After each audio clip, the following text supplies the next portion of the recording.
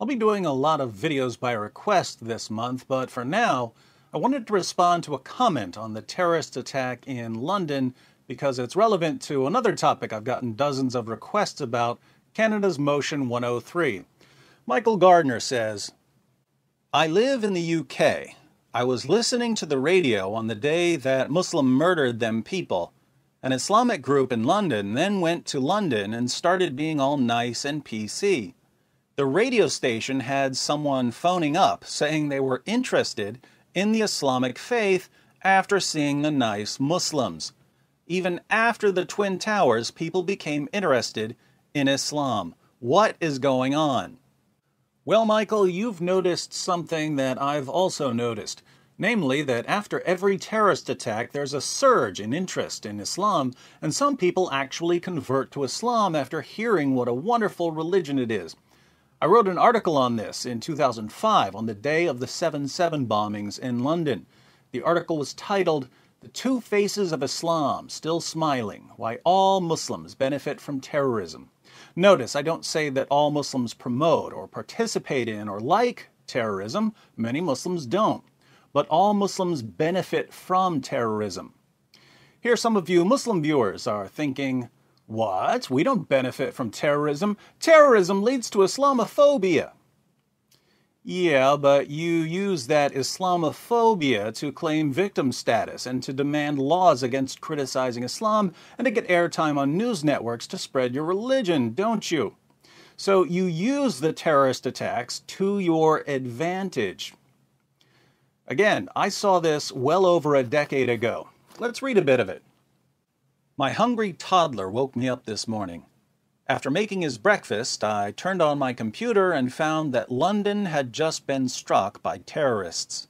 As I watched news clips for the next few hours, I noticed that, for many in the West, the terror attacks brought back painful memories of September 11th, 2001. For me, it was a little different. My thoughts weren't drawn to the attacks against the World Trade Center and the Pentagon, but to an attack on a local mosque that took place shortly thereafter. Following the 9/11 attacks, a few enraged vandals smashed the windows of the Islamic Center near Old Dominion University in Norfolk, Virginia. When the pastor of a nearby church saw the students vandalizing the mosque, he called the police. Later in the day, police and school officials held a meeting to help ease some of the tension. After the meeting, an angry attendee caused a brief panic when he claimed that Islam is a religion of violence and bloodshed and that the terrorists were only doing what they were commanded to do in the Quran. Several people, including myself, argued against him, confidently assuring the man that Islam is actually a religion of peace. My beliefs about Islam have changed since then, mostly because I've studied Islam. Nevertheless, I recently realized why I had been so quick to defend the Muslim religion. Over the years, I've known several Muslims, and they have all been kind, peaceful individuals. Indeed, despite the popular portrait of Muslims burning flags and desecrating images of George Bush, the majority of Muslims are normal, faithful, peaceful people going about their daily lives with no intention of blowing up buildings or of burning anyone's flag. Many in the West deny this, but they typically do so because they have never so much as talked to a Muslim. The benevolent nature of these Muslims has a profound psychological effect on Westerners.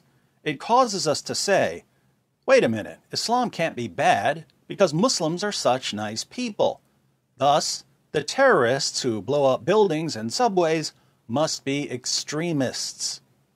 Once we have convinced ourselves of this, we may even find ourselves defending Islam, as I once did. We know that people are angry at terrorists, and we know that some of these angry people may want to take out their anger on Muslims. So we end up defending Islam in order to protect our Muslim friends.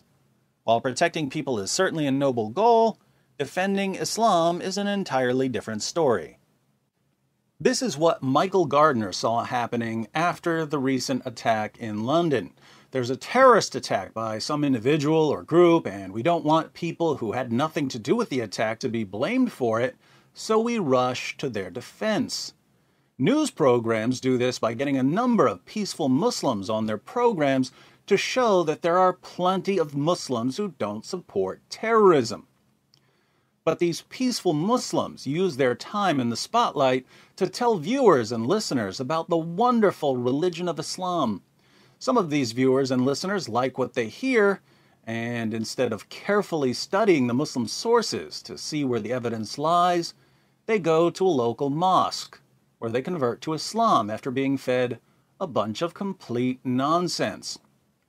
I've heard this story over and over again.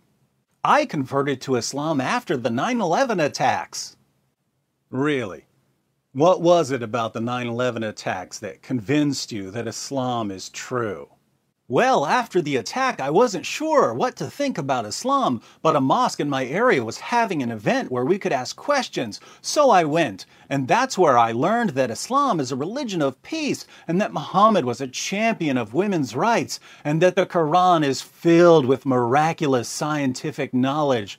So I converted. Not too keen on careful research, are you?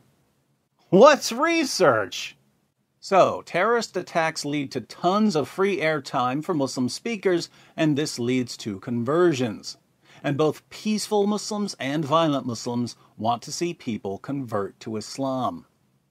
Both faces of Islam get what they want.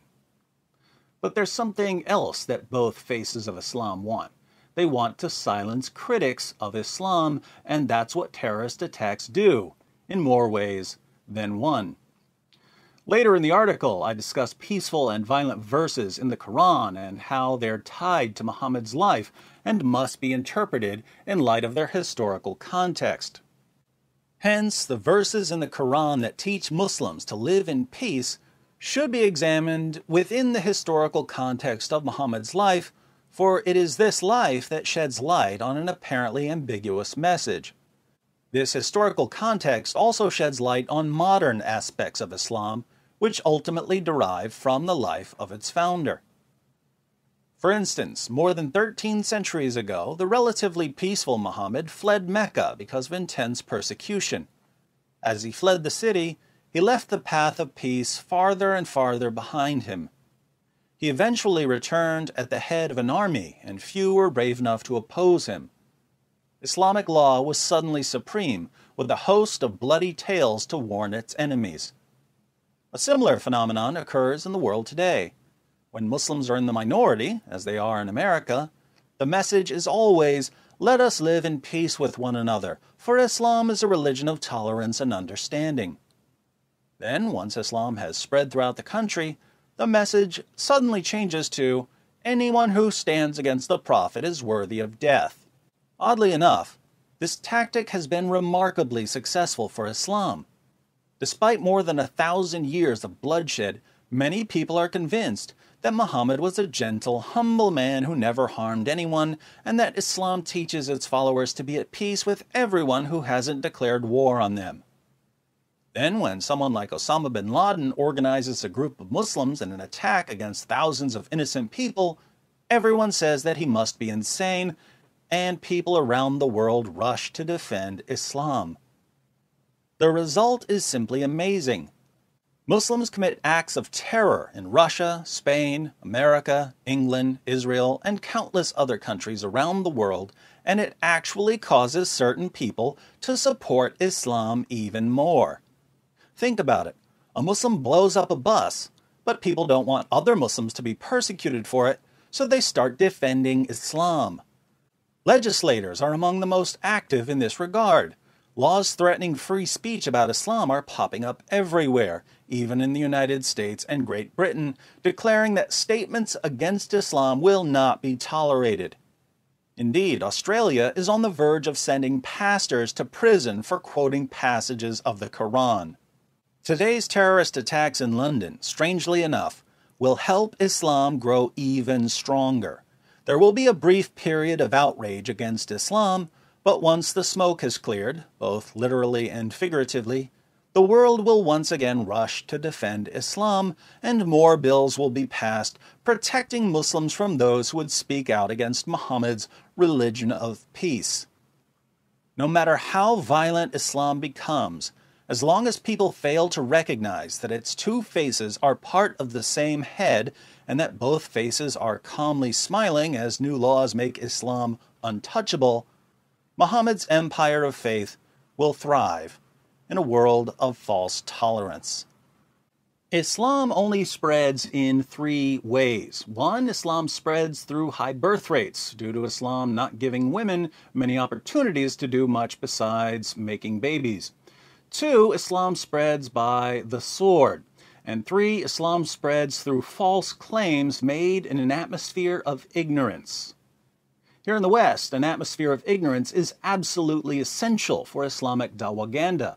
If you want to tell people that Muhammad was a champion of women's rights, and that the Quran has been perfectly preserved, and that the Quran contains miraculous scientific insights, and that Muhammad was history's greatest man, and that the Quran is the greatest book ever written, you need a nation filled with people who know next to nothing about what's in Islam's most trusted sources. And that means you need to silence critics, or at least keep them from ever being heard. And think about how terrorist attacks do this. Some people are scared to criticize Islam because of the terrorist attacks. This is the direct silencing. Many individuals are worried that they'll get killed if they offend followers of Muhammad. During the international violent riots over Muhammad cartoons, news networks would talk about all the people who were dying in the cartoon riots, but they wouldn't show the cartoons. Why? They were scared to death. And that was the goal of the riots. It worked. But there's also the indirect silencing. After every terrorist attack, peaceful Muslims are on news programs telling us how scared they are of an anti-Muslim backlash. And how do you prevent an anti-Muslim backlash? By silencing critics of Islam, either by legislation or at least by calling anyone who criticizes Islam a racist, Islamophobic, hate-mongering bigot. This marginalizes anyone who criticizes Islam or corrects false claims about Islam, and this marginalization helps preserve the atmosphere of ignorance, which is absolutely essential for the spread of Islam. So, both peaceful and violent Muslims want people to convert to Islam, and terrorism leads to conversions. Both peaceful and violent Muslims want to silence critics of Islam, and terrorism helps silence critics of Islam. This is why I say that all Muslims benefit from terrorism. Of course, terrorism could ultimately undermine Islam. There are people who, after a terrorist attack, decide to learn about Islam, but instead of going to the local mosque and believing whatever they're told, they go to the Quran and the Hadith to find out what Islam really teaches. These are the people who become informed. If enough people eventually become informed, Islam will lose the atmosphere of ignorance it depends on. Nothing poses a greater threat to Islam than an informed population of free people. Be one of those people.